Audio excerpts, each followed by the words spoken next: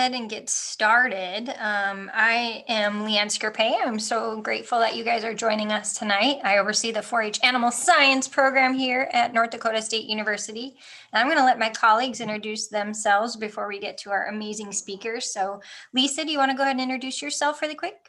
Sure. I'm Lisa Peterson. I'm the Extension Beef Quality Assurance Specialist and the Extension Livestock Specialist, and I am housed at the Central Grasslands Research Extension Center, which is in the south central part of North Dakota near Streeter. And I have to apologize to everybody. I won't be with you real long tonight because I actually have to conduct a beef quality assurance meeting that was supposed to be in person earlier today, but we're not really do an in-person meeting. So in like the last 12 hours, we've had to change that today. So I apologize, but you have an awesome speaker tonight, and Dr. Davey Griffin. And so I hope you really enjoy that. Thanks. And Dean, why don't we see who you are today? Yeah, I'm Dean Ockery. I'm a 4-H specialist in the Center for 4-H in the NDSU campus. So a colleague of Leanne, even though her office is in a different building. Yeah, I'm anxious to learn a little bit about this end of the animal science industry tonight as well. Perfect. Thank you so much for joining and helping out, Dean. And definitely, thank you so much, Dr. Davey Griffin. I'll let you introduce yourself. We are so grateful you're joining us tonight. All right. Well, thank you. And I really appreciate the opportunity to be here and visit with you guys tonight. I'm Davey Griffin. I'm an extension meat specialist down here in Texas. We actually have two of us that work for the state of Texas and do extension meat science kind of things, which deals with a whole lot of different topics and things. We work with everybody from ranchers on one end to retailers and food service guys on the other end. Get an opportunity to work with the different shows and the barbecue guys and just have a good time talking about the kind of the transformation and working with our scientists here and sending out information on that transformation from animals to actual food products on the other end. So I can go through and talk more as we get into if there's some career questions and those kind of things later, Leanne, but that kind of gets you an idea of what we do. Perfect. Excellent. Well, thank you so much. Well, where do you want to start? Well, I've got a couple of slides that we can start with, and then perfect. I want to jump into the video here so we don't take up too much of everybody's time tonight, but kind of felt like there were a couple of things that would help you kind of get an idea of what we're doing. And I am really open for questions. You guys can jump right in and ask questions any way you want to ask them, either from the chat, or if you just want to stop, whatever you guys want to do, we can do. Perfect. Okay. You ready for me to go? Ready. All right. Well, a little bit about what happens when the hide comes off, I think is one of the things that everybody, if you're on the livestock end of the business, sometimes you don't think about once those animals leave the farm, leave the feedlot, where do they go and how do they get into a retail case or on a restaurant table or anything like that? And so there's a lot of real steps that go on. And in fact, I got an opportunity earlier this year to work with Lisa Peterson there as we talked and did a series of programs across the country talking about all the different places and how complex this industry is and really what happens to that product as it goes through our system. And you know, as we've been in this time here with COVID and those kind of things, some of that's really changed and some of it's really stressed our industry to perform and be able to put product on everybody's table. So it's kind of an important thing to understand. And as we start to really get into this even more, how all this fits together, because there's so many moving pieces that start back there at the manufacturer, at the cow-calf or seed stock operations.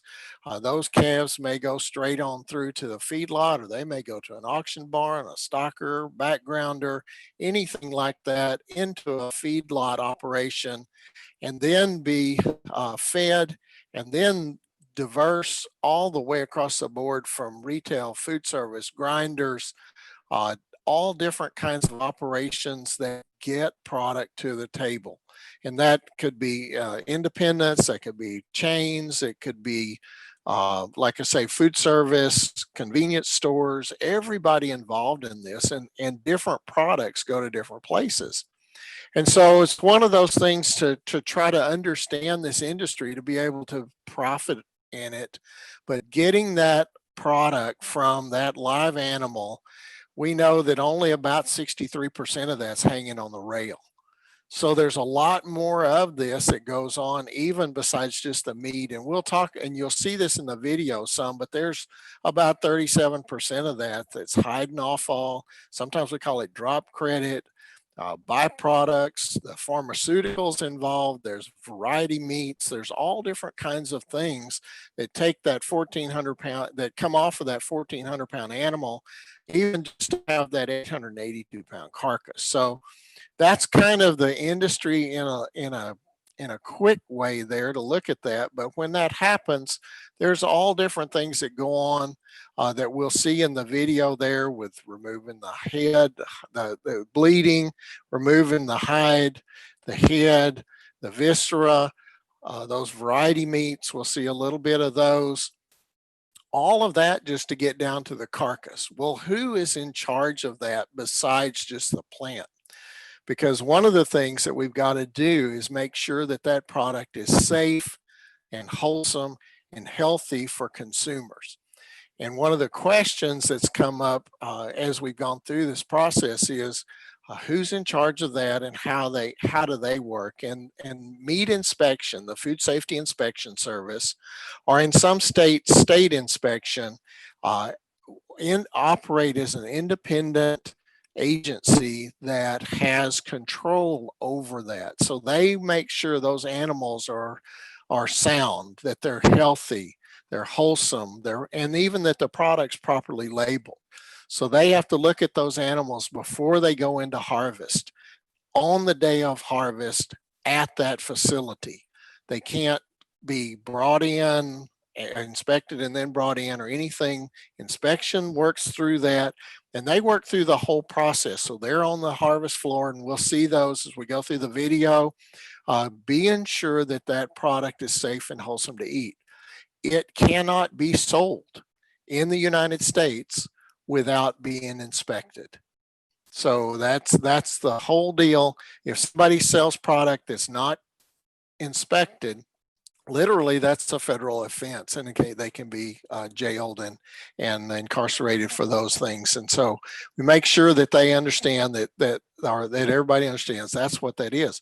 The other group we're going to talk about tonight a little bit is grading.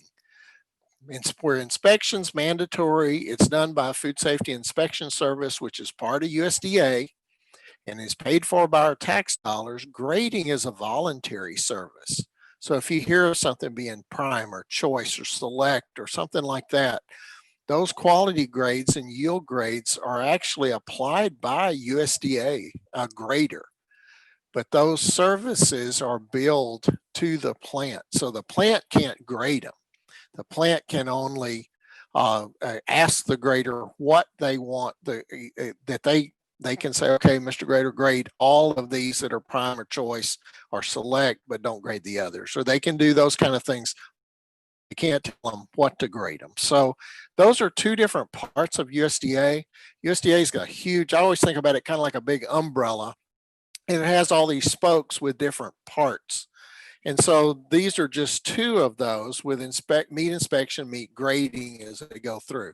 So again, meat graders assign USDA quality grades and yield grades, and they do so by looking at things like those ribeyes, and we'll see those in there, and they look at the maturity of the carcass and the marbling and come up with a quality grade that then allows us to market that product. They also look at how much are we going to produce out of those carcasses. So we get that red meat yield by yield grade. And so those are the two grades, those are the two major grades that are involved in the beef industry. And so we'll see a little bit of that in the video as well. And yield grade gives us, again, lean meat yield out of the carcass. And so we get those cut, and there's all kinds of cuts. So we'll talk a little bit about some of those right at the end. I don't want to spend much time on those now, but I do want to go ahead.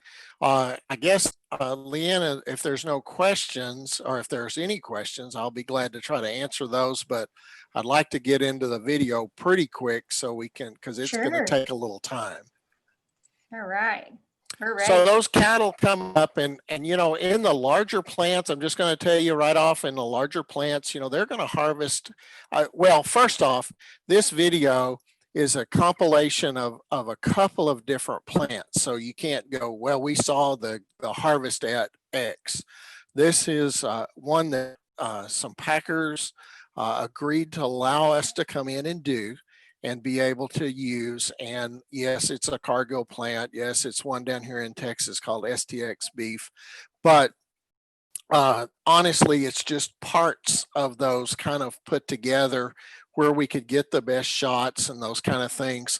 Obviously, we don't get an opportunity to be in a lot of these plants at least right now, not even us getting in very much because of concerns with COVID and things, but they were very gracious to let us come in and do some educational things like this. There's really nothing that they really want to hide, but most of them are using every square inch of those facilities to try to get product moved through there safely, wholesomely, everything humanely handled, all those kind of things. And so there is a lot of security around the plants, those kind of things, to be sure that we do have those opportunities to continue to harvest the animals.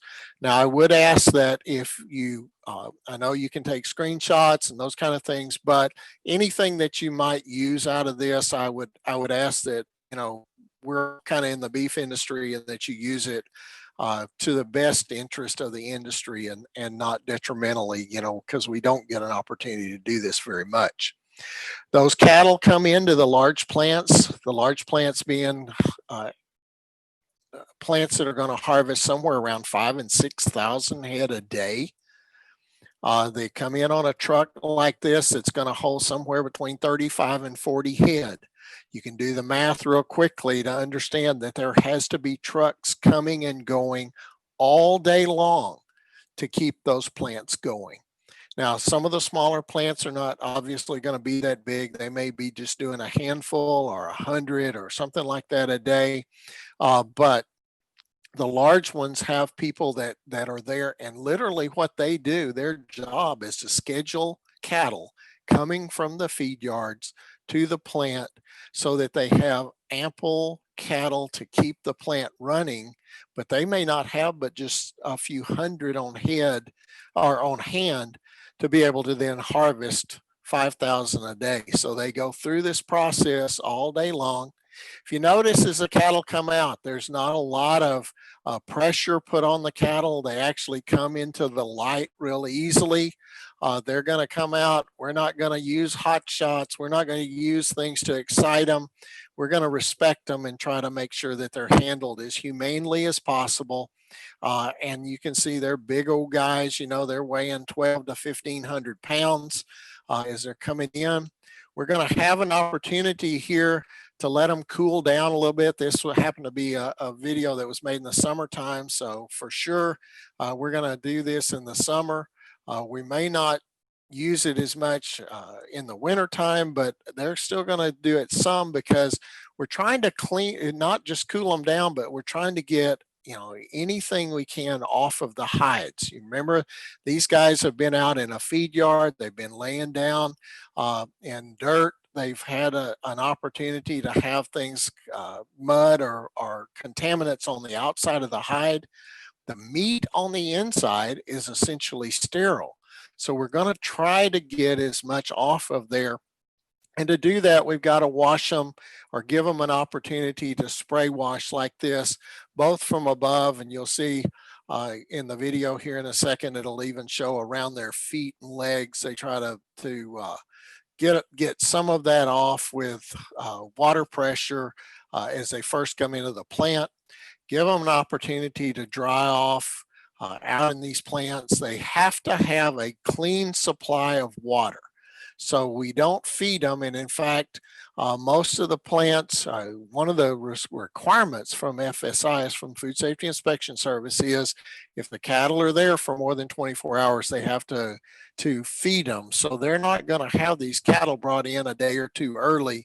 They're going to come in that day or during the night before, so that we don't have to feed them there, but they do have to have a clean supply of ample drinking water. Now, down here in Texas, you're going to see everything under the sun, from those Holsteins there to the Brahmins and those kind of things. But there are also a lot of really good cattle going in here. We just kind of watch those as they go through, but if you notice, this guy, all he's got is just a clipboard in his hand, and he's moving these through. And Dr. Temple Grandin, who's one of our leading, or is the leading animal welfare person in the country, designed these chutes and designed these pens. So she helped us make sure that these cattle are handled just as cleanly and as humanely as we can. And so he's kind of moving this gate behind him. He's got a rattle there, but not trying to get them excited as they go through. They start through this chute, and they're going to turn in, and they're going to go through this area of the chute. And literally what happens is, down below their feet, there's a belt that comes in, and all of a sudden they're kind of riding on a ride instead of walking. And so they walk in, they start riding on this. They really do that in a very relaxed manner. We don't show in the video, one of the things is the stunning process. Actually, the animals are stunned using compression with a rod that actually penetrates the middle of the forehead, and it makes sure that the animal is insensible to pain. So it knocks them out and makes them insensible to pain. And the inspection is there to be sure that the plants are complying with that requirement. And they actually have somebody stationed there to be sure that those animals are unconscious, insensible to pain. What that means, though, is the heart is still pumping. So when they sever the jugular vein and the arteries, then they bleed out effectively, and we get as much of the blood out of the animal as we can. And it's about 3% of their body weight, just to give you an idea of how much that actually is. So that most of the plants save that for different, there's a blood meal that's made from that, or it goes into different fertilizers, and there's all different kinds of applications for even the animal blood as they start through. Everything after that process is literally starting to take this hide off and try to keep these animals as clean as possible as they go through this process. Any contaminants right now are really on the outside. So the more we can keep those clean, the less chance we've got of having any kind of bacteria, because we don't know if that bacteria is something that would make you sick, like a pathogen, or just a spoilage type bacteria. So they use some plastic to try to help keep things off of areas they know where the hide could touch. There's a three pull process to get this hide off. The first one pulls it from the midline of the animal to the side. So you can see there the hide is being pulled. Once these workers, who know exactly where to put their knife, have opened that hide up. And so you'll see it again from the other side here, where it just starts to pull the hide so that the fat stays, for the most part, with the carcass. And they're using a knife that's a specialized knife. It's an air knife, but it kind of just goes back and forth. It's not like a knife like you'd see if we were cutting the meat itself. So they're still working, removing the hide. Notice there's a lot of people involved in this. And as they go through, now they're going to use this, what we call a banana bar there, over the tail to remove that hide from the tail area of the animal. And then there's going to be a down hide puller that's going to pull that hide right on off, even over the head. There's a lot of force involved in that. They have to be suspended by the Achilles tendon and those kind of things to make sure that they're up there good. As you see there, the hide's going to come off, and the hides then go into a process where they're going to drop down into a brine solution of salt water and go ahead and start being cured. Large plants today are still being able to get a pretty good price for hides, even though it's not nearly what it was just 3 or 4 years ago. Part of that's because of import-export regulations, those kind of things, or tariffs involved in that. And so the hides are not worth as much today as they were, unfortunately. But it is part of the profit center of this carcass or the animal, including in that will also be all those things we talked about with the head and the viscera and those kind of things. We try to use as very much of this animal as we can, respectfully, to be sure that, we sacrifice those guys for utilization at best we can. Now, as they start through here, you're going to see parts of this animal go different directions. One of the things I want you to note, well, you can't see in the video, but one of the things I want to note is every part, the head, when it comes off and goes one way, the viscera as it comes off will all be able to be reconciled back together if an inspector were to find something that was unwholesome. So even though they're starting to take things off, I always think about these plants working kind of like a car manufacturing plant working in reverse. We're just taking the wheels off instead of putting them on. But as we do that, you can see they'll start removing the head. This is one of those inspectors. And one of the things they look at is this head. And so they're looking at the back side of the head, and they're actually incising lymph nodes. If you think about lymph nodes are our filtration system in our body, just like they are on these animals. And so, if you go to the doctor and you say, gosh, doctor, I've got a sore throat, what's the first thing he does? He reaches up and tries to see if the lymph nodes, which are the actual mandibular lymph nodes, are swollen or inflamed. And if they are, that gives him an idea that there's a problem, that you might have an infection or something like that. Well, the same thing happens with these animals. And so to be sure that none of the things that might hurt us get into the system, they actually incise those lymph nodes, which means they cut into them, and they look to be sure that they're normal. And that gives them an idea that this animal, it doesn't trigger further inspection if that happens. But this head still could be reconciled with the carcass, even though they're not side by side anymore, because we've got to be able to get all of those parts out of the system if we needed to. So these inspectors are there. They don't work for the plant. They actually work for us. They're part of USDA. And so they're there to be sure that this product is safe and wholesome. Now, this picture of the teeth, one of the other things they do is they look for the teeth. And in fact, they look to see that that they can only have 2 permanent teeth. So if you're, as you were growing up, when you started shedding those baby teeth, we would do these 2 here in the middle, probably about first, at least in a cattle. That's what they do.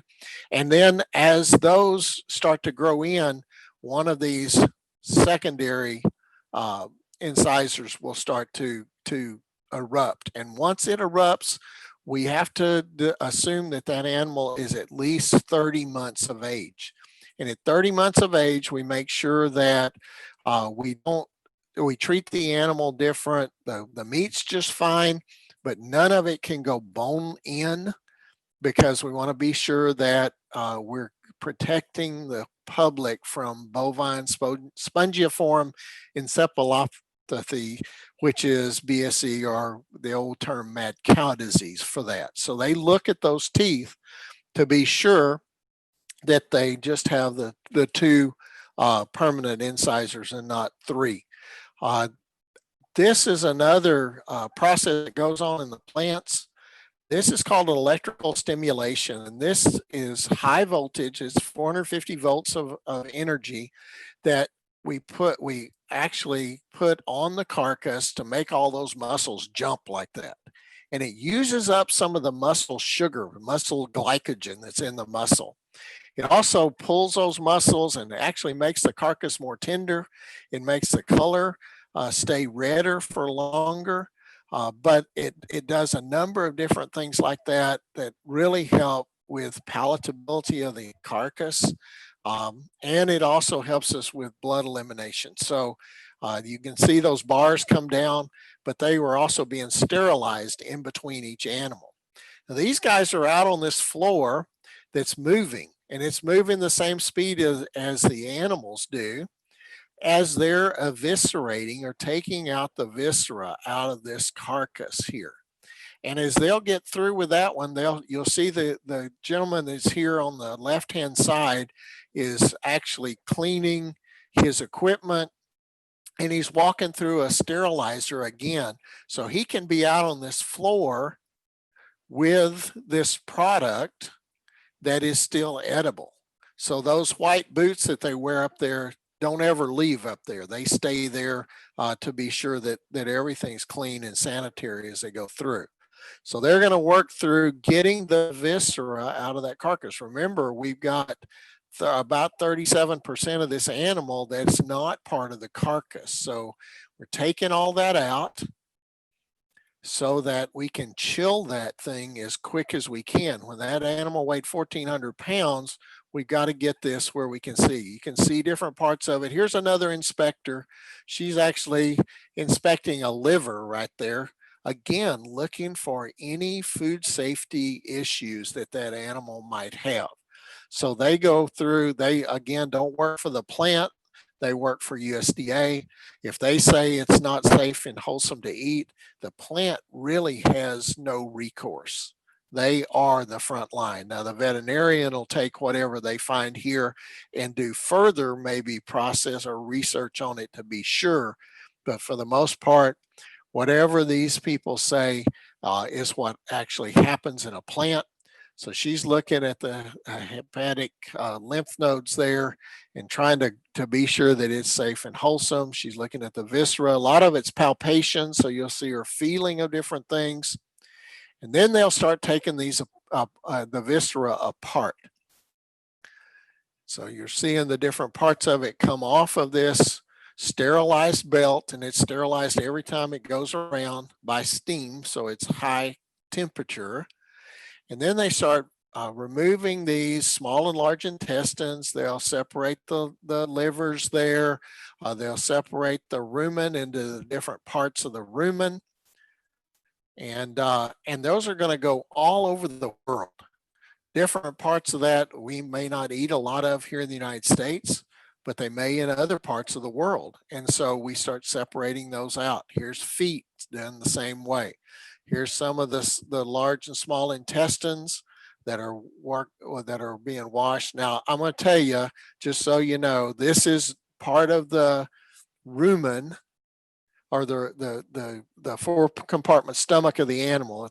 And that's what the fan's making that move. It's not part of, it's not still moving on its own. There's some of the tripe that's washed, and it'll be cleaned and go to different parts of the world. We'll use some of it here in the States, but some of it goes to Europe, and some of it goes to Egypt and England and all over. This person, if you notice, that animal, that carcass is still moving. So is his platform. So there's a lot of engineering that goes on in these plants. And that's one of the things they're always looking for, engineers that would actually help design this equipment and how these animals move through here as they try to be more and more efficient. So he splits those down the middle again, so we can clean them up, but also so they can get chilled efficiently, and so we don't have any bacterial growth. You'll see him starting to, they have, one of the regulations is they cannot have any kind of material on them. That's a little vacuum cleaner that actually takes out the spinal cord. So they make sure that it all comes out and is away from the carcass as they go through. And then there's an inspector you'll see again looking at the carcass, just being sure there's no contamination on the inside or outside of the animal as they go through. And these guys will do the trimming around there to be sure they don't see any specks on there. Now, they don't know whether that's bacteria or not, but if it's foreign to the animal, they want to be sure it comes off of there. Everything's weighed. So they're weighing the carcasses there, and then they start the washing process and the cleaning of the carcass. So they're washing that with just water to start with, making sure we get anything off of there that shouldn't be on the surface. We know there can be some bacteria there. It's just almost impossible not to be. So we put them through this steam pasteurization unit here that has water that's 190, 195 degrees for a very short period of time so that it doesn't cook, but it tries to kill anything on the outside. We actually spray them with a lactic acid, and there's lactic acid in the muscle, so that's not a problem. And they go into the chiller.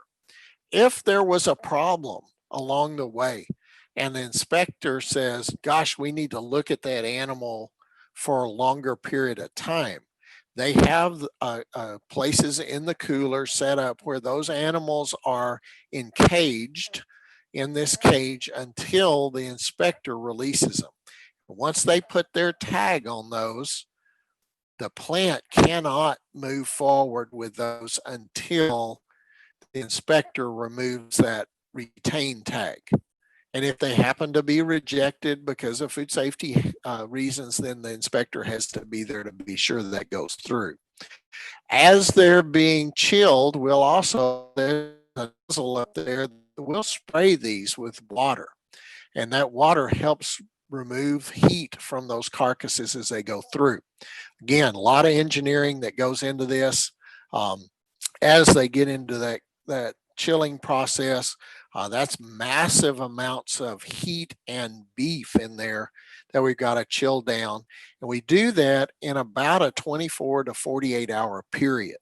So they're chilled with a lot of wind velocity. It's like being up in your part of the world here when we get into November or January, February, and we get a norther that comes through with that wind in there and those kind of things. We don't want the surface of those carcasses to dry, to freeze, but we want to be sure that they get chilled properly in a quick period of time. So we're about to come out with those, and we'll talk about grading and things. Leanne, if there are any questions, this is a good time to do that. Yeah, I haven't seen you come through the chat, but if you Okay. have questions, this has been so cool. I had no idea they vacuumed out the Spinal cord. Yeah, that's so Yeah. cool. Well, again, and you were talking about looking for jobs and things and what you could do. There's a lot of engineers that work in these plants, and they design all that equipment and things. It's not something you go to Walmart and buy. That's, those are real jobs within this industry. So just keep that in mind as well. That is so okay. All right. Well, we'll just keep going then. I just thought this was a good stopping period, and there'll be another one here in a few minutes. But as those carcasses come out, they've been chilled, and they're going to be somewhere between 28 and 35, 36 degrees. And I say 28, you say, oh, that's freezing. Well, meat doesn't freeze until about 28 degrees. So as long as we're above 28, even though we might be below 32, it's not going to be frozen, but it'll be pretty cold. And that's where we really would like for it to be, because the colder we can keep it, the longer the shelf life, the longer we can move those. But they come out again, they're moving. There's some guys that you're going to see here that are using a little circular saw right there. He's going to cut in between he's cutting in the vertebrae between the 12th and 13th ribs. And that's where we separate the hindquarter from the forequarter. And so then some of the guys with some of the sharpest knives in the whole plant are doing that job right there. And that's what we call ribbing the carcass. So they're exposing the ribeye for grading. Now, when that meat starts through this and we rib those, they actually need some time, because if you think about it, if you look down at your arm and you look at those blood vessels in there, they look really purple. And that's because there's no or bluish purple, because there's really no oxygen there. If you go into a retail store and you see products, beef products that are vacuum packaged, like subprimals, like a whole ribeye or a strip loin or a tenderloin, those look kind of purplish red. They don't look bright cherry red. It's because oxygen is not available for those to be oxygenated to the point to where you see that bright red cherry color that we see when we see oxymyoglobin, which is really the pigment that causes a meat to have color that we look for as a bright cherry red color. Actually, if you see some of the juice in a package, a lot of times that's really what we're looking at, is the myoglobin in that package, not really blood, but myoglobin that makes that appear red. Same thing happens here. It takes about 15 minutes for that to what we call bloom or become bright cherry red. When it does, we can see the marbling of those streaks of fat in the ribeye itself much better. And so that's why we go through this process. We let them go back and forth along this chain. They end up, after about 15 minutes, going by this guy here, and we're going to see another picture of that here in a minute, but he's using a camera, some more technology there to take a picture of that ribeye, which is going to help with the grading process. We didn't have this up until about 8 to 10 years ago. So this is new kind of technology. They also go by a blue screen that helps look at the contour of that animal. When we see that on the screen, now we can see those little specks of fat in the ribeye itself there that we call marbling, that are those degrees of marbling that determine the grade. It also, and you can see there, this one's choice, and it's 73% up into the choice grade, but it also gives them the size of that ribeye, the fat thickness, all of those factors that are involved in beef grading. So these graders actually have this information in front of them on a screen when they make the final decision as to the quality grade and yield grade of that carcass. And that's really important, because these are moving by them at about the rate of about 6 per minute. So you can't see the screen in this picture. It's off to his right there just a little bit, and to the right of our screen. But he's actually looking at that information. He's making sure he agrees with what the information, or that the computer's telling him, or the camera's telling him, in case somebody had something on there wrong, or it didn't get a good image, or those kind of things. He has the ability to override that. So they apply the grades, and they apply them, they stamp them with these little stamps that show that they are graded a certain grade: prime, choice, select, yield grade 1s, 2s, 3s, 4s, 5.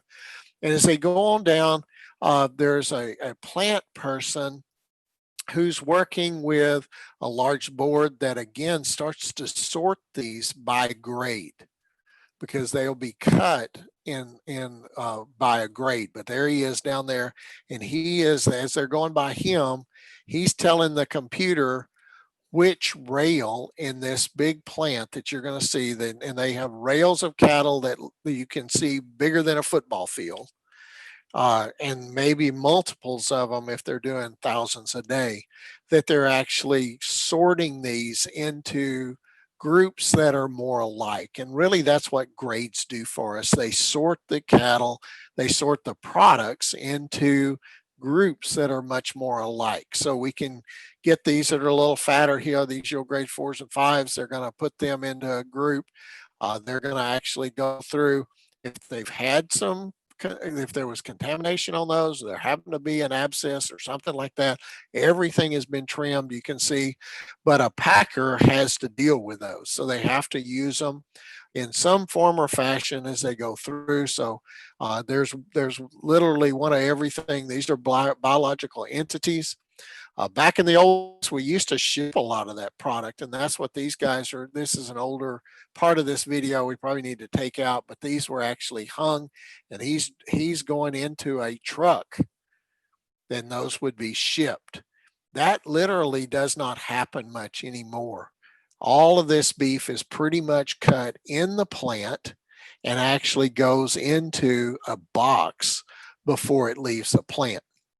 So we've got these miles and miles of cattle that are all sorted into quality grades. So all the primes are together, all the choices are together, maybe split by weights or different things, but they're sorted out there. And now we're going to start the fabrication process. And the fabrication process literally starts, you see that one, if you could see that kind of increasing in size, he's putting sterilized air into specific locations in between muscles so that it makes it easier for the people on the floor, on this fabrication floor, to start removing the different cuts.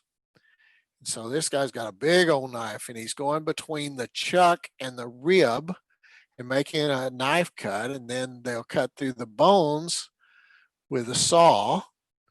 And again, this is like a manufacturing plant for, I think about cars going in reverse. So the chucks, the big part down here on the bottom, are going to go one way, and the ribs are going to go one way, the loins are going to go another, and the rounds are going to go another.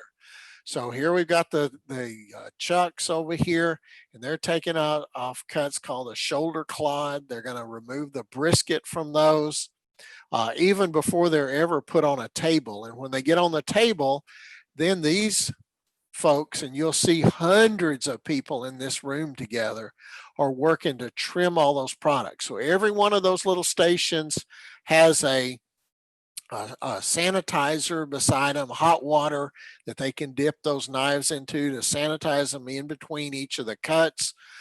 They all work together as a gang like this, but that was also one of the problems that we had when we had some problems with COVID. And so this happened. This is obviously a video that was shot before then.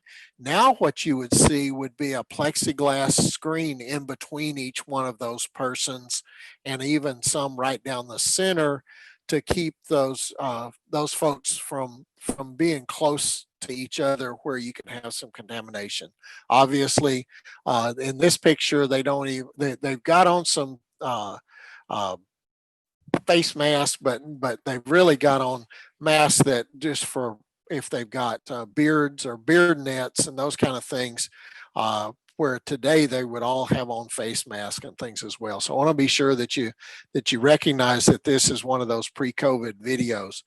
But like I say, there are hundreds of people working on this. So one of these, the ribs going down, and one of them, the chucks going down, and the loin actually will go down and be split 2 or 3 different ways as it goes through.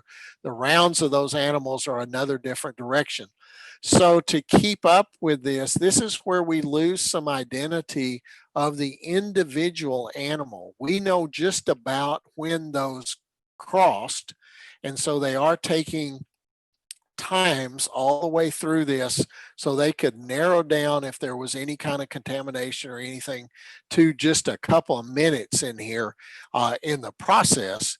But knowing exactly which ribeye came off of which animal, we kind of lose some of that. So everything in there, if they were running prime cattle right now, everything in this on this floor right now is USDA prime. Later, they'll run choice. Later, they'll run select. They may go back and run choice again later or something like that. But every time they do, they've got to have a gap in there to allow all of this product to actually come back up off of the floor. So the cuts are going down, they're being trimmed.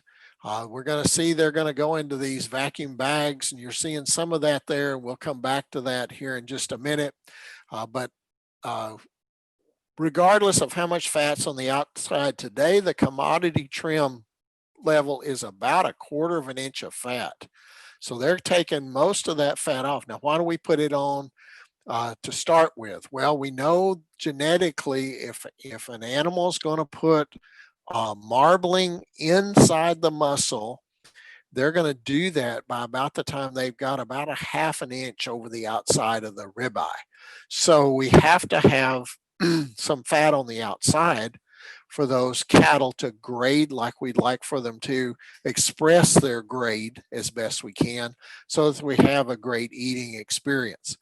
When we do that, as they're trimming this, they're going to have some pieces of fat that are going to have some lean on there.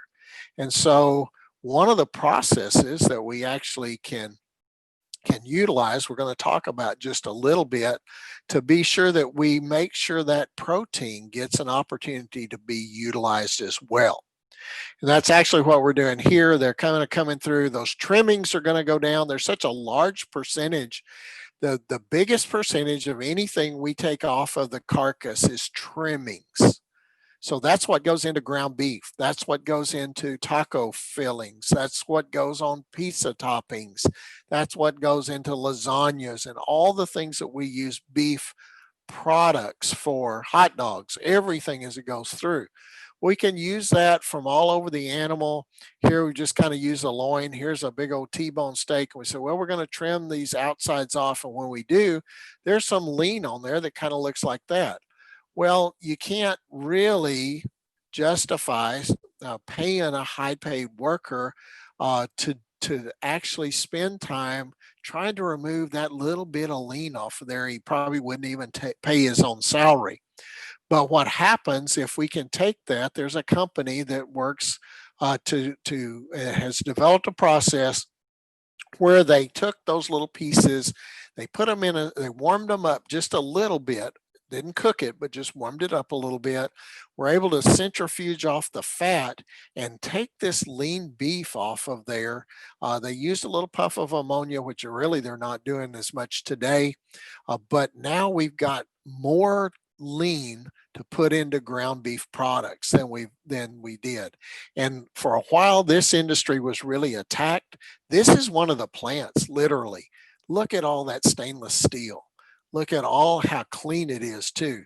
This is another engineering phenomenon that happens in our industry, where we're able to utilize people that are really smart in some of the things that they do, and are able to utilize that to feed the world with this product. That's kind of what it looks like. We're able to put that into ground beef products at about 15% or so, and it just works so well. And so that's one of the things that's helped us be sure that we're using this whole animal. That fat can be used in different products as well. Here they're taking these cuts. That's a bag that has a barrier in it, so it's impervious to oxygen. We're putting it in these, looks like an octopus going across there, all these different chambers, but that vacuum package, so we're pulling all the air out of those bags. When we do that, it extends the shelf life dramatically up to about 60 to 90 days. They can be in those bags. They go through this little, it's a shrink, we call it a shrink tunnel. Actually, they got a little warm there. Those bags are really smart bags. It's kind of like a rubber band that's been stretched. When they're heated, they just coil up around that product even tighter. So we get that real tight vacuum that allows that where the bacteria cannot grow in that instance. Now, when they come out on the other end, there's people there that sort those products by type. So that whole box is a box of sirloins. And every product that goes through there is a single type of product. There's a box of briskets. So they're all different then. They're all sorted by product type within a grade. This one's going to somewhere else in the world. And so there's different languages printed on the boxes. These are sealed. And then they're going to be, the barcodes on those are being read by some of these instruments, and they're sorted. And notice that there's a box over there behind that screen, because now look at this multi-story facility of boxes, and each one of those boxes weighs somewhere between 70 and about 90 pounds. So there's a ton of boxes. They're actually, they go in, they're put into pallets alike, and then they come out first in, first out. So the first one's out, they're going to come, and even just to show you, this is all done. It's controlled by a computer somewhere that's sorting those products, putting them into the bins so that the computer knows where they are. There's not big alleys in between. And then as orders are filled, that product comes out the other end of that, first in, first out again. And these are orders that are being filled. Here they're taking those boxes, each of those weigh about 80 pounds or so, and they're making a pallet load of those. So they're sorted, they're put on the pallet together. That equipment actually sorts or stacks those on the pallet. And then here a piece of equipment is actually wrapping those pallets so that the boxes don't come off. This is all done in refrigeration. So this is in about 35-degree temperature room. And then here we go into the trucks. So that's how we're going to get product vacuum packaged. And those products are going in there somewhere 3 to 5 days after that animal it came into the plant on the other end. So that product is only there somewhere between about 3 and 5 days. So there's a lot of product moving through there in a very short period of time. Okay. Any questions there? I'm going to show you a little bit about what happens to those on the other end, but I just want to be sure that you kind of get an opportunity if you've got something or there's a question about what we're doing or what they do in a packing plant that I can answer for you. I think Dean's got a couple questions for you. Sure. Terrell asked us some great questions here, a bunch of questions here. So the first one was, are there any parts of the carcass that aren't used at all, just thrown away? You know, the only part that we seem to have a challenge with is maybe what's left in their stomachs. Some of that that was ingested food, but hasn't truly had an opportunity to be used as energy. Now, some of that's put back out on land as filler or golly, can't think of the word, but anyway, that it's used out there. But that is one of those things we struggle with some.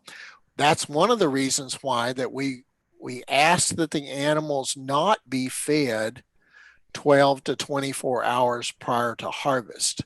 We also don't want that gut, which does have bacteria in there that help break down all those things that we can't eat, that we make sure that there's not as much chance of that rupturing, but also so that we don't have as much of that to deal with. But that's really the only part of that. The bones are used in meat and bone meal.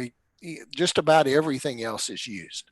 Well, what a great answer. Was fertilizer the word you were looking for? Yeah, or golly, yeah, I guess so, or even just to help give bulk to the land. I can't think of. Here's a quick question. It's a little bit different and maybe something that you would get to, but the question was, what type of steaks do you get from a mature cow or bull versus a fat steer? Oh, that's a great question. And honestly, we're not going to talk very much about that tonight, but I'll be glad to at least address it just a little bit. One of the things that happens, we're talking about plants that harvest fed cattle. And so those, there are some plants that do crossover and do both, but they're not very many.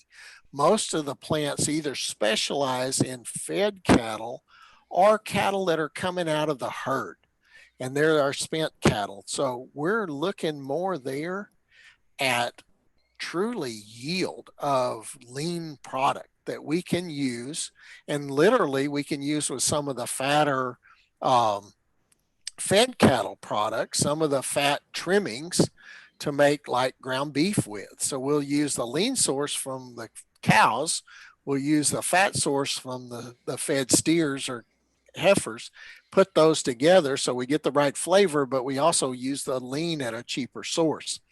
But when I'm doing that, if I'm a cow plant, one of the things I look for is I try to save tenderloins and some of those pieces off of there. There's actually what we call a white cow trade, where some of those cattle, like some of those dairy cattle that are fed a lot, uh, there's some pretty high quality product that can come out of those plants as well.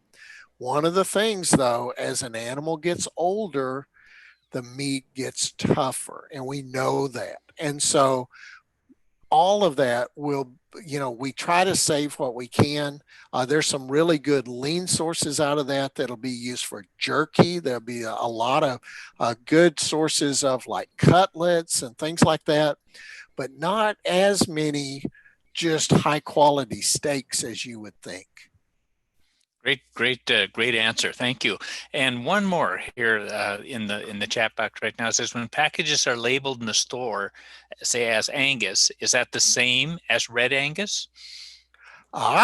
Another good question. One of the things that we don't really address in here, but I'd be, again, is a really neat thing that's going on. We have a lot of those certified beef programs today. And some of those, certified Angus beef is the largest one, and it's the very first one that started back in 1978. And some of their specifications, those are specifications that were drawn up by the American Angus Association. They were, they applied for certified Angus beef to USDA, Agricultural Marketing Service, and they approved that the graders could identify cattle by the certified Angus beef on top of their grade. And so to do that, the Angus Association set up a specification that first said that the cattle had to be at least 51% black. The specifications are a little different today, but they're visual, or they can be, you can bring your pedigrees, and genotype can be established as well. But most of them are done by phenotype, which means looking at them. And so they have to be solid black from about the point of the hip to the point of the shoulder, everywhere but right along their belly. And they can be called Angus. And that doesn't necessarily say that they're Angus, but it does say genetically there's some black hide in their background somewhere. And those cattle, when they are classified that way, there are about 60 or so of those Angus type programs out there, but those animals have to be identified while the hide's still attached. So back on the kill floor, they'll actually put a little blue dot up on the Achilles tendon if they see that those are that qualify for Schedule AAA, which is Angus, and they meet those specifications. To be red Angus, there are some of the programs that will allow red Angus cattle into their program, but they're going to have to, for the most part, go through some kind of a process verified program. That means when they arrive at those beef plants, that they come with documentation that says that they meet those specifications for red Angus. They would not qualify for certified Angus beef because certified Angus beef does not allow the red Angus in, but there are some of the Angus programs that actually do. Wow, that's quite a process. One more question jumped up, and it kind of relates to what we just saw. How long does it take for a carcass to go through just the process of being inspected and cut up before it gets to packaging? From the time that carcass comes in, and it varies by plant, but for the most part, all the parts of that carcass are going to be gone somewhere around 25 to 30 minutes. Wow. Okay. They're already in a bag or a box, or they're in a big container of trimmings to be further processed. Great. Keep the questions coming, folks. I'll monitor the chat as we go, and we'll let you go back to. Fantastic. Well, and at this point in time, those products are either going to go to a retailer or food service. If it goes to a retailer, and we have a number of different big retailers across the country, Kroger, different Safeway, different chains of stores, and they will have distribution centers. So those products will go to those distribution centers and then will go on to an individual store. A lot of our research shows that if it's a real special sale, it might get there a week since it's been harvested. In most cases, it's going to be somewhere around 14 to 17 days. And we talk about if they're going to get the maximum aging process for tenderization, those kind of things, somewhere around 10 to 14 days kind of gives you the biggest part of that curve for aging. The other side of the industry is the food service industry, and obviously it is so varied and fortunate. I'm so glad that you're going to get Dr. Wayne Morgan, who is one of our students who works for Golden State Foods, to show you what happens in their plant. And they are one of the major suppliers for a little company called McDonald's Corporation. And they make a ton of patties, and they make all their sauces and things like that. And you're going to get to see an inside look at that is phenomenal. And so you'll get to see what happens to a lot of those trimmings once it leaves these big plants and goes on. I'm going to show you a little video. The rest of this video is from Standard Meat Company here in Texas. They actually supply another company as one of their major customers, Outback Steakhouse. And so we're going to see how their steaks are produced. So Standard Meat Company is going to buy, like we'll use the sirloins because that's a major part of what they do, and you're going to see a few pictures of those, but sirloin steaks. And so they'll buy those subprimals, those pieces of the animal that would be the subprimal, the top sirloin, and they're going to bring them into their facility, and they're going to age them even longer than that, because again, we're talking about a pretty major company. They're checking to be sure that they were secure going through the process there. They'll break the seal on that truck. They'll make sure they've got GPS information that tells them what the temperature inside the truck is as it moves through the state or through the country to their place. They check the temperature inside as they open it up. They bring in those boxes, and they're going to scan them. They're going to be sure what the weights were, what the pack dates were, all those kind of things, because they're going to age those about 30 days. And if you notice there, those racks are moving because this plant is really set up to economize space. So as that product reaches its 30 days of aging, they'll open up those bins to allow the pallet dollies in here to be able to take those whole pallets of product out. So it's all done through computers. It's all done scheduling by scheduling. Those are going to come out, and then they're going to be inspected as they're open, just to be sure we don't have any issues with anything. And it's all vacuum packaged product coming in. So this could be, like I say, that vacuum package is good for somewhere between 60 and 90 days, according to how well it's been handled and those kind of things. We're going to take it out. The instruments they're putting them in there are actually is one way that we tenderize product by not injecting anything into that, but there's some little needles in there that help tenderize that even a little more. These people are actually trimming. We get down from 1/4 of an inch to what really is going to be the trim level that's going to go on your plate. They're going to trim the surfaces there, make sure everything is really smooth. These are strip loins, so they'd be New York strips or Kansas City strip steaks or something like that. Be sure there's no gristle or connective tissue along the edges there. Cut off and trim some of that fat. And then they're going to put these strip loins out onto this belt. And again, like I said, there's a lot of technology that goes into that.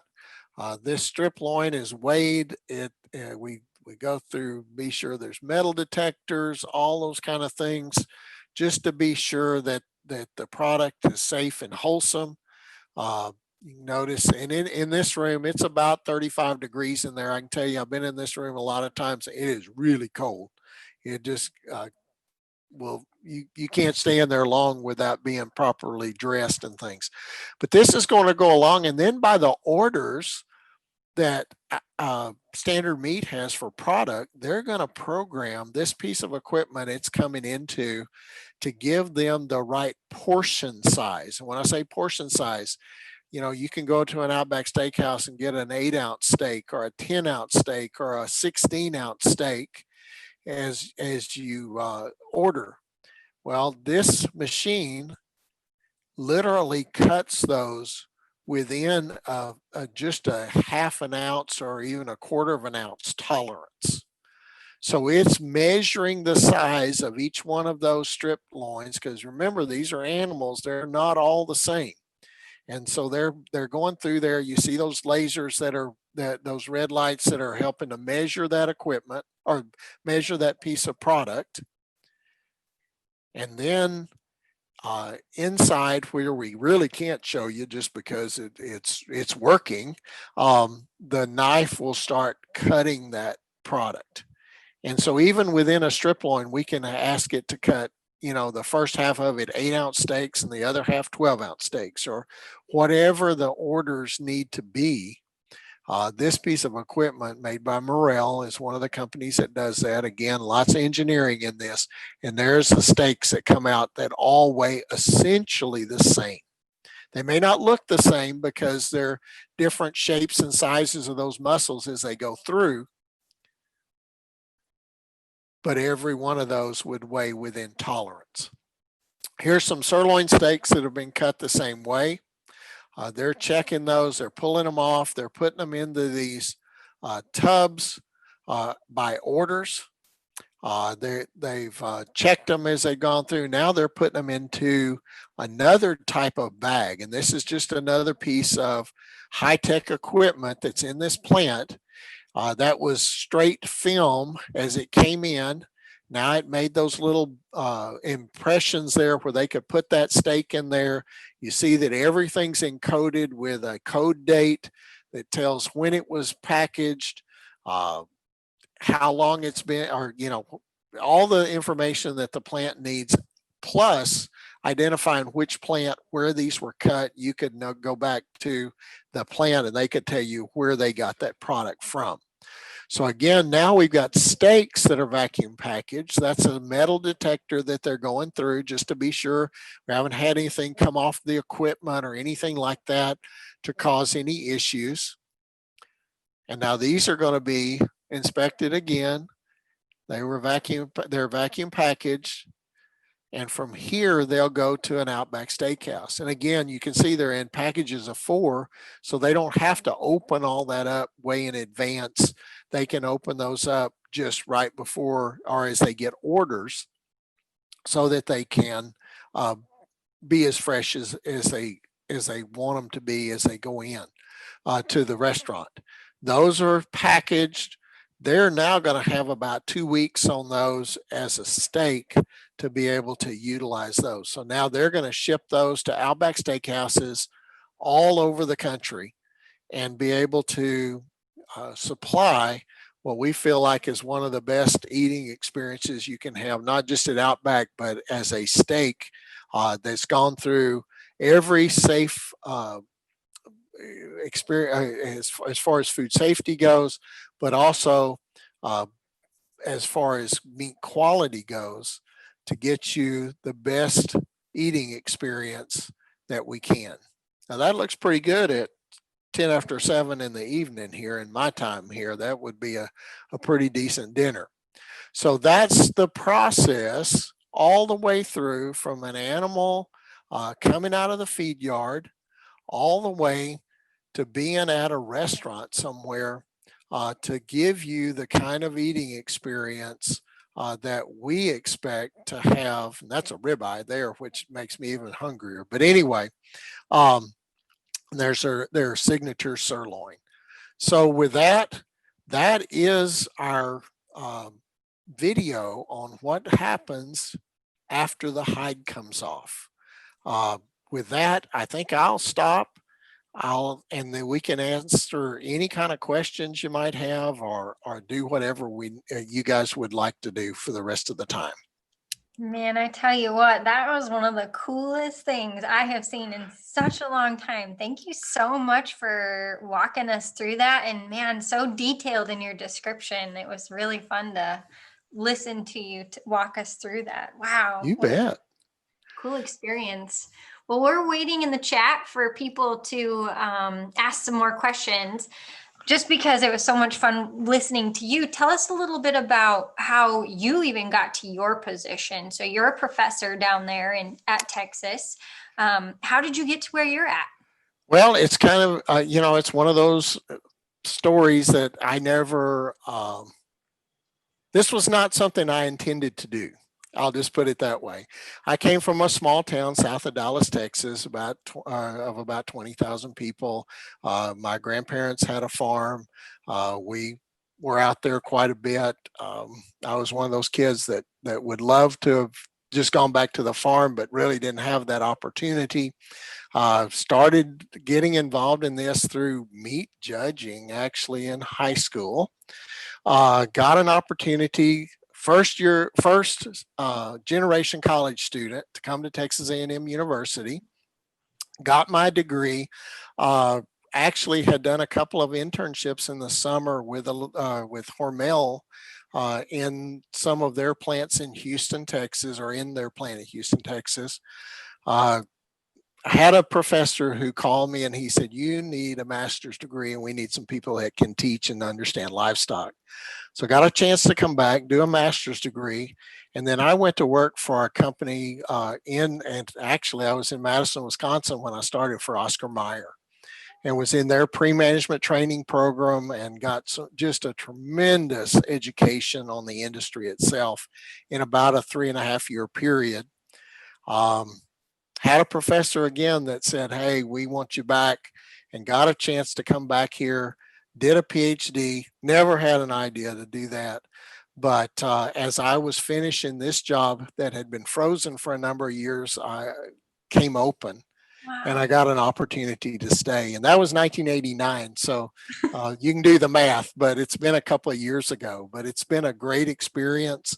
I've gotten an opportunity here to be involved, real involved, and help to coordinate our meats judging program for about 22 years. And that was, we've seen a lot of young people go out of programs like that into not only the meat industry, but just tons of other things as well. Man, that is so neat. You make me want to come take a class from you. You are a very good teacher. we have a lot of fun with this, and it's really exposed us to a lot of different things. One of the latest things we've done is we've gotten involved over the last 4 or 5 years with the barbecue industry. Oh, and never would have had a thought that we would have done that. But we started a class here at Texas A&M that freshmen only can take in the Texas barbecue. Oh. And out of that, so just a 1-hour course, and it was one of those when you have 60,000 students here, we take about 30 and just kind of watch them through that first semester and make sure that everything's going well. But out of that came a relationship with a lot of our barbecue guys here in Texas, some of these destination barbecue places that opened up a whole different clientele group for us. Wow. And it's just been a ton of fun to deal with those guys and help them answer questions and be able to understand the science behind what they do. And we get to eat a little good barbecue at the same time. That's cool. So there's a first off, there's a thank you here from Tana and Tegan in there that says thank you for your time and answering your questions. They have another great question here. I'm going to ask you that, but first I'm going to ask you because you talked a little bit about your education. So what about those meat inspectors from USDA? What kind of education is required to be one of those? Sure. And that's one of those, that's one reason why I kind of went through that process of inspection and grading, because they are a little different. The inspectors, there are two different groups of those. There are those lay inspectors that are on the line, and they're trained to look for differences. And we're seeing more and more of those people, at least the supervisors of those people, being people that have a college degree, but not everybody does, and that's okay. Because they are training them for those. Then we have their veterinarians that are the next level up. So those guys actually get involved in food safety too. You know, everybody thinks they just treat animals, but the veterinarians are also involved in making sure that our products are safe and wholesome to eat. That's really cool. And what would you say a salary range would be for any of those inspectors? Boy, that's hard. I'm not sure I know. Okay. I mean, I know well enough to know that they're pretty well compensated, but you know, I don't know exactly on that. And then the other part of those, the guys that come out of a lot of the grading service or the meat judging type of backgrounds, that USDA group that does grading is a different group of people that most of them I know do have a degree, or at least associate's degree, and are very well compensated for what they do as well. Thank you for that, because that's certainly, you know, food for thought as people look ahead and as careers. Another question here from Tana and Tegan, and that says, "What's your favorite cut of beef and how done?" Now that I've already been chastised for this, because I'm going to tell you right off, my favorite is a ribeye. And that's pretty bad when I'm sitting here with this big porterhouse right behind me that they say I ought to say that, but I'm going to tell you the truth. My favorite's a ribeye. I love that spinalis dorsi, that muscle that's the cap muscle. It's over the top of that. It eats like candy. And we're starting to see some of those taken apart, actually, to where you can only get the spinalis, or you get something that's really thick, then that we're calling a ribeye fillet. But a ribeye is my favorite. Medium rare is what I would rather that be. I don't like it just rare, but anything more than medium rare, you're kind of missing out, I think, a little bit. That's cool. I love it. There is a couple of other comments, but they are thank yous to you for a terrific presentation. You can be sure that those that were on here tonight have enjoyed this a great deal. Well, great. I really enjoy this. This is, you know, like I say, this was not something that I ever thought I was going to do for my life experience or whatever, but has been just a real joy. I get an opportunity in my job to do everything from work with students. I'm the barrow superintendent for the San Antonio Livestock Show, which is the largest barrow show in the state, I think in the nation. Actually, it's actually even bigger than Houston. So I get a chance to work with youth. I get a chance to work with live animals. I get a chance to work with our producers as we produce all this beef. and get an opportunity to work on the other end with retailers and food service and our consumers to find out what they like and don't like and all those kind of things. So it keeps it hopping. And even during this time where we've been at home, or at least with the COVID, gosh, there's just been tons of things and people asking questions and us being able to have an opportunity to just transfer the way we do things. We actually do a course called Beef 101, where usually we bring in people from all of these restaurants and food service and retail and just people that work in so many areas of the industry, and they get a chance to cut up a side of beef, and they've never done that before. We're missing all of that right now. Oh, man. But there is it has caused then for a lot of these kind of programs. It's been really cool. That is really neat.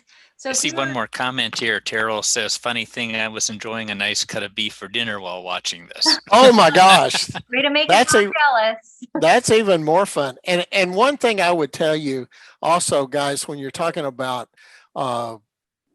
opportunities and things like that, I will tell you that our animal science students here, I know the guys at North Dakota State University. In fact, Rob Maddock, who's up there, got his PhD with us down here. Mm-hmm. So we're a real fan of his. But one of the things that, as those students are in animal science, or if you're considering animal science, one of the things that I think is really, people self short sometimes, is the fact that our science courses are the same as they are in a lot of disciplines across the university.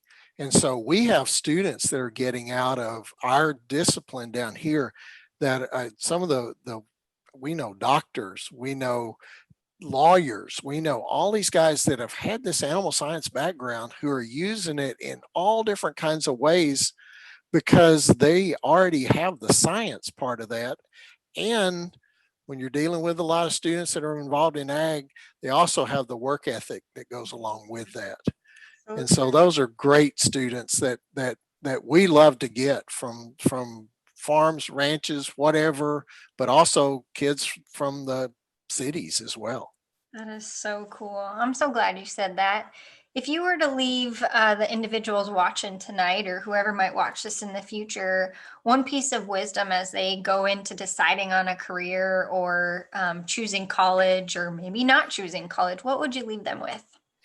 I said, don't be afraid to try things. I think that's part of the deal. We get so stuck in the fact that we got to know now what we're going to do for the rest of our life.